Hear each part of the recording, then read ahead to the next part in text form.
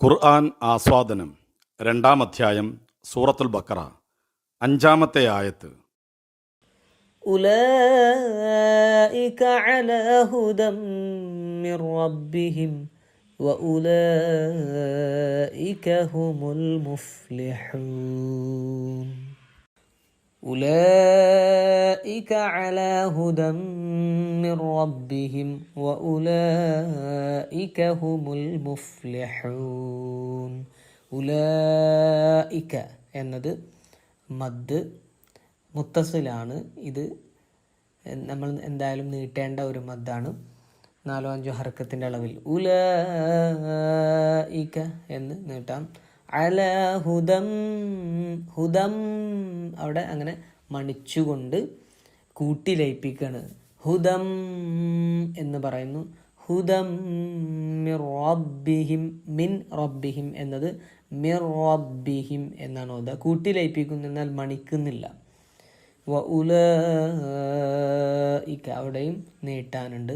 ഹ എന്ന അക്ഷരം ശ്രദ്ധിക്കുക. ഇത്രയും കാര്യങ്ങളൊക്കെയാണ്.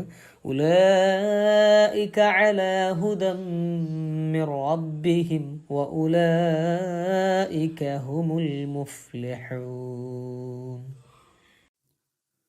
തങ്ങളുടെ നാഥനിൽ നിന്നുള്ള സന്മാർഗത്തിന്മേലാണവർ, അവർ തന്നെയാണ് വിജയികൾ. ഹിദായത്തിലാക്കണമേ എന്ന ഫാത്തിഹയിലെ പ്രാർത്ഥനയുടെ ഉത്തരം ഇവിടെ പൂർണ്ണമാവുകയാണ്. മുമ്പുള്ള 2 ആയത്തുകളിലായി എണ്ണിപ്പറഞ്ഞ 6 സവിശേഷതകൾ ഉൾക്കൊണ്ട് മുത്തക്കികളായി ജീവിക്കുന്നവർക്കുള്ളതാണ് സന്മാർഗം. അവരെയാണ് അള്ളാഹു സന്മാർഗത്തിലാക്കുക. അവർക്കാണ് ഖുർആൻ യഥാരൂപത്തിൽ മാർഗദർശകമാവുക. ആത്യന്തികമായ വിജയവും അവർക്കുള്ളത് തന്നെ. 2 തരം ഹിദായത്തുകളാണുള്ളതെന്ന് ഖുർആൻ പദശാസ്ത്രജ്ഞനായ ഇമാം റായിബ് അൽ ഇസ്ഫഹാനി തൻ്റെ അൽ മുഫറദാത്തിൽ പറയുന്നുണ്ട്. ഒന്ന്, മാർഗം കാണിക്കുകയാണ്. തെളിവുകളും സതുപദേശങ്ങളും വഴി മാർഗദർശനം ചെയ്യുന്നതിനാണ് ഹിദായത്തു ദലാലത്തു വൽ ബയാൻ എന്ന് പറയുക. പ്രവാചകന്മാർ വന്നതും വേദങ്ങൾ അവതരിപ്പിച്ചതുമെല്ലാം ഈ ഒന്നാമത്തെ വിഭാഗം ഹിദായത്തിന് വേണ്ടിയാണ്. മാർഗദർശികളായ പ്രവാചകന്മാരെ എല്ലാ സമൂഹങ്ങളിലേക്കും നിയോഗിച്ചിട്ടുണ്ടെന്ന് ഖുർആൻ 13-ാം അധ്യായത്തിൽ 7-ാം സൂക്തത്തിലൂടെ തന്നെ വ്യക്തമാക്കിയിട്ടുണ്ട്. അവരിൽ അന്തിമനാണ് മുഹമ്മദ് നബി സല്ലല്ലാഹു അലൈഹി വസല്ലം. അദ്ദേഹം മനുഷ്യരെ മൊത്തത്തിൽ നേർമാർഗത്തിലേക്ക് നയിക്കാൻ വേണ്ടി നിയോഗിക്കപ്പെട്ടവനാണ്. നേർമാർഗത്തിലേക്ക് തന്നെയാണ് താങ്കൾ വഴി കാണിക്കുന്നത് എന്ന് പ്രവാചകനെ അഭിസംബോധന ചെയ്തുകൊണ്ട് അള്ളാഹു പറയുന്നുണ്ട്. 42-ാം അധ്യായത്തിൽ 52-ാം സൂക്തം. തൗറാത്ത് മൂസാ നബിയുടെ സമുദായത്തിനും 5-ാം അധ്യായം 44-ാമത് സൂക്തം. ഇഞ്ചീൽ ഈസാ നബിയുടെ സമുദായത്തിനും 5-ാം അധ്യായം 46-ാമത് സൂക്തം. പരിശുദ്ധ ഖുർആൻ മനുഷ്യർക്ക് മൊത്തത്തിലുമുള്ള 2-ാം അധ്യായം 185-ാമത് സൂക്തത്തിലൂടെ മാർഗദർശകമാണെന്ന് പറഞ്ഞത് അവയെല്ലാം നിർവഹിക്കുന്ന ദൗത്യം ഹിദായത്തുൽ ബയാനാണെന്ന് വ്യക്തമാക്കുന്നതിന് വേണ്ടിയാണ്. അന്തിമ പ്രവാചകനിലൂടെ അവതീർണമായ മാർഗദർശക വെളിപാട് എന്ന നിലയിൽ മനുഷ്യർക്കെല്ലാം ശരിയായ ആദർശവും കളങ്കമില്ലാത്ത ജീവിത രീതിയും എന്താണെന്ന് വ്യക്തമാക്കി കൊടുക്കുന്നുണ്ട് ഖുർആൻ. ഖുർആനിൻ്റെ പ്രധാനപ്പെട്ട ഒരു ദൗത്യം അതുതന്നെയാണ്. ഹിദായത്തിൻ്റെ 2ാമത്തെ നിർവചനം ലക്ഷ്യത്തിലേക്ക് ശാന്തമായും അനുകമ്പയോടെയും നയിക്കുകയാണ്. ലക്ഷ്യത്തിലേക്ക് നയിക്കുകയെന്ന ഹിദായത്തു തൗഫീഖ് അള്ളാഹുവിൻ്റേതാണ്. അള്ളാഹു നേർമാർഗത്തിലാക്കുന്നവരാരോ അവരാണ് സന്മാർഗത്തിലായവർ. അവൻ ആരെയെങ്കിലും ദുർമാർഗത്തിലാക്കിയാൽ അവർക്ക് വഴി കാണിക്കാൻ കഴിയുന്ന സഹായികളെ ഒന്നും കാണാൻ നിനക്കാവില്ല. 18-ാം അധ്യായം 17-ാമത് സൂക്തത്തിലൂടെ പറഞ്ഞത് ഈ 2ാമത്തെ തരം ഹിദായത്തിനെ കുറിച്ചാണ്. അവരെ നേർവഴിയിലാക്കേണ്ടത് താങ്കളല്ല, അള്ളാഹുവാണ് അവൻ നിശ്ചയിക്കുന്നവരെ നേർവഴിയിലാക്കുക. 2-ാം അധ്യായത്തിലെ 272-ാമത് വചനം എന്ന് പ്രവാചകനെ അഭിസംബോധന ചെയ്തുകൊണ്ട് ഖുർആൻ പറയുമ്പോൾ ഹിദായത്തു തൗഫീഖിൽ പ്രവാചകന് പോലും ഓഹരി ഒന്നുമില്ല എന്ന യാഥാർത്ഥ്യമാണ് മനസ്സിലാവുന്നത്.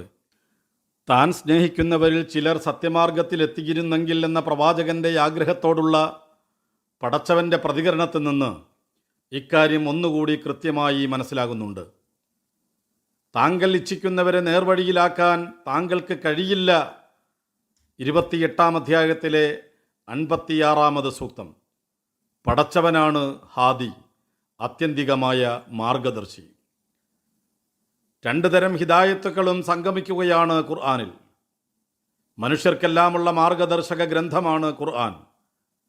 മനുഷ്യർക്കെല്ലാമുള്ള ഹുദ ആയി ഖുർആൻ തന്നെ സ്വയം പരിചയപ്പെടുത്തുന്നുണ്ട് 2-ാം അധ്യായത്തിലെ 185-ാം വചനത്തിലൂടെ. അന്ധവിശ്വാസങ്ങളുടെയും അനാചാരങ്ങളുടെയും ഇരുളുകളിൽ കഴിയുന്നവരെ ദിവ്യപ്രകാശത്തിലേക്ക് നയിക്കുന്നതിന് വേണ്ടി അവതരിപ്പിക്കപ്പെട്ട ഗ്രന്ഥമാണത്. ജനങ്ങളെ അവരുടെ നാഥൻ്റെ അനുമതിയോടെ ഇരുളുകളിൽ നിന്ന് വെളിച്ചത്തിലേക്ക് കൊണ്ടുവരാനായി താങ്കൾക്ക് അവതീർണമായ ഗ്രന്ഥം. 14-ാം അധ്യായം 2-ാം വചനം. എന്നാണ് മുഹമ്മദ് നബി സല്ലല്ലാഹു അലൈഹി വസല്ലമയോട് ഖുർആൻ പറയുന്നത്. വേദഗ്രന്ഥം എന്ന നിലയിലുള്ള ഖുർആനിൻ്റെ ഒന്നാമത്തെ ദൗത്യമാണത്. അതോടൊപ്പം തന്നെ മുത്തക്കികളെ പ്രത്യേകമായി അള്ളാഹു ഖുർആനിലൂടെ അവരുടെ ലക്ഷ്യമായ വിജയത്തിലേക്ക് നയിക്കുകയും ചെയ്യുന്നു. ഖുർആൻ അവരുടെ വഴികാട്ടി മാത്രം, നയിക്കുന്നത് അള്ളാഹുവാണ്. ഇഹലോകത്തും പരലോകത്തുമുള്ള വിജയം മുത്തക്കികൾക്കുള്ളതാണ്. അധികാരമോ സമ്പത്തോ സൗന്ദര്യമോ സ്ഥാനമാനങ്ങളോ ഒന്നുമല്ല ഇഹലോകത്തെ വിജയം. സംതൃപ്തമായ മനസ്സാണ്. മുത്തക്കികൾക്ക് ഈ ലോകത്ത് നിന്ന് ലഭിക്കുന്ന ഏറ്റവും വലിയ സമ്പത്താണത്. തങ്ങൾ അള്ളാഹുവിൻ്റെ മാർഗത്തിലും അള്ളാഹു തങ്ങളുടെ സംരക്ഷകനുമാവുമ്പോൾ ലഭിക്കുന്ന മനസ്സംതൃപ്തി. അതേക്കുറിച്ച് ദൈവദൂതർ പറഞ്ഞത് ഇങ്ങനെയാണ്: സമ്പത്ത് ഹൃദയത്തിലാണ്, ദാരിദ്ര്യവും ഹൃദയത്തിലാണ്. ലോകത്ത് എന്തു തന്നെ സംഭവിച്ചാലും ഹൃദയം സമ്പന്നമായവനെ അതൊന്നും തന്നെ ബാധിക്കുകയില്ല. ഇഹലോകത്തിൽ തനിക്ക് എത്ര തന്നെ ഉണ്ടായാലും ഹൃദയം ദരിദ്രമായവൻ സംതൃപ്തനാവുകയില്ല. സ്വന്തത്തിൻ്റെ അത്യാഗ്രഹമല്ലാതെ അവനെ അപായപ്പെടുത്തുന്നില്ല തീർച്ച. അബൂദറിൽ നിന്ന് അൽ മുഅജ്ജമുൽ കബീറിൽ സ്വഹീഹായ സനദോടെ നിവേദനം ചെയ്തത്. ഖുർആൻ മുത്തക്കികളെ ആത്യന്തികമായി നയിക്കുന്നത് മരണാനന്തര ജീവിതത്തിലെ വിജയത്തിലേക്കാണ്. അള്ളാഹുവിൻ്റെ തൃപ്തിക്ക് പാത്രമായവർക്ക് ലഭിക്കുന്ന സ്വർഗപ്രവേശം തന്നെയാണ് ആ വിജയം, യഥാർത്ഥ വിജയം. അള്ളാഹുവിൻ്റെ പ്രീതിക്ക് വേണ്ടിയാണ് അവർ ജീവിതത്തെ അവൻ്റെ നിയമങ്ങൾക്ക് വിധേയമാക്കിയത്. ദൈവപ്രീതിയുടെ പ്രകാശനം നടക്കുന്ന വേദിയാണ് മരണാനന്തര ജീവിതം. സ്വർഗത്തിലാവുക എന്നതാണ് വിജയം. നരകത്തിൽ നിന്ന് രക്ഷപ്പെടുകയും സ്വർഗത്തിലാവുകയും ചെയ്യുന്നവരാണ് യഥാർത്ഥ വിജയികൾ. 3-ാം അധ്യായത്തിൽ 185-ാമത് സൂക്തത്തിലൂടെ ഖുർആൻ തന്നെ പഠിപ്പിക്കുന്നുണ്ട്. ആ വിജയമാണ് മുത്തക്കികൾ ആഗ്രഹിക്കുന്നത്. അവരുടെ ജീവിതം മുഴുവൻ അതിനുവേണ്ടി തന്നെ. എന്തിനായിരിക്കും അവർ സന്മാർഗത്തിലാണ് എന്ന കേവല പ്രയോഗത്തിന് പകരം അവർ സന്മാർഗത്തിന്മേലാണ് എന്ന് ഖുർആൻ പ്രയോഗിച്ചത്? അതിന്മേൽ എന്ന് സൂചിപ്പിക്കാൻ വേണ്ടി ഖുർആൻ പ്രയോഗിച്ച അല ഇവിടെ മുത്തക്കികളുടെ ഉയർച്ചയെ ദ്യോതിപ്പിക്കുന്നു. അവർ ഹുദയിൽ ചെന്നുപെട്ടതല്ല, ബോധ്യത്തോടെ ഹുദ സ്വീകരിച്ചതാണ് എന്നും അതിൽ സംശയലേശമന്യേ തലമുയർത്തി നിൽക്കുന്നവരാണെന്നും ഈ പ്രയോഗം വ്യക്തമാക്കുന്നു. ആശയങ്ങൾ കൃത്യമായി പ്രയോഗിക്കുന്ന ഖുർആനിൻ്റെ മനോഹാരിതയാണ് ഇവിടെ നമുക്ക് കാണാൻ കഴിയുന്നത്. എന്തിനാണ് ഈ വചനത്തിൽ അവർ എന്ന് 2 തവണ ആവർത്തിച്ചത്? തങ്ങളുടെ നാഥനിൽ നിന്നുള്ള സന്മാർഗത്തിലുള്ള അവരാണ് വിജയികൾ എന്ന് ചുരുക്കി പറഞ്ഞാൽ തന്നെ ഈ ആയത്തിൻ്റെ ആശയം ലഭിക്കുകയില്ലേ? എന്തിന് 2 തവണ അവർ എന്ന് ആവർത്തിച്ച് പറയണം? പരിശുദ്ധ ഖുർആനിനെ സുന്ദരമാക്കുന്ന ഭാഷാ ശൈലികളിലൊന്നാണിത്. തങ്ങളുടെ നാഥനിൽ നിന്നുള്ള സന്മാർഗത്തിലാണവർ എന്ന ആദ്യത്തെ വചനഖണ്ഡം അവരുടെ സ്ഥാനം പ്രത്യേകം എടുത്തു കാണിക്കുമ്പോൾ അവർ തന്നെയാണ് വിജയികൾ എന്ന 2ാമത്തെ ഖണ്ഡം അവർക്ക് ലഭിക്കാനുള്ള വിജയത്തെ പ്രത്യേകമായി ശാക്തീകരിച്ച് പ്രകടിപ്പിക്കുന്നു. ഹിദായത്തും ഫലാഹും മുത്തക്കികൾക്ക് ഉറപ്പാണെന്ന വസ്തുത ശക്തമായി പ്രകടിപ്പിക്കുകയാണിവിടെ. മുത്തക്കികളുടെ എടുത്തു പറഞ്ഞ 6 സവിശേഷതകളുള്ളവർക്ക് മാത്രമാണ് സന്മാർഗവും വിജയവും നേടാൻ കഴിയുകയെന്നും ഈ ആവർത്തനം സൂചിപ്പിക്കുന്നു. ഖുർആൻ 2-ാമത്തെ അധ്യായത്തിലെ ആദ്യത്തെ 5 ആയത്തുകൾ ഉൾക്കൊള്ളുന്ന അതിലെ ഒന്നാമത്തെ ആശയക്കൂട്ടം ഈ വചനത്തോടെ അവസാനിക്കുകയാണ്.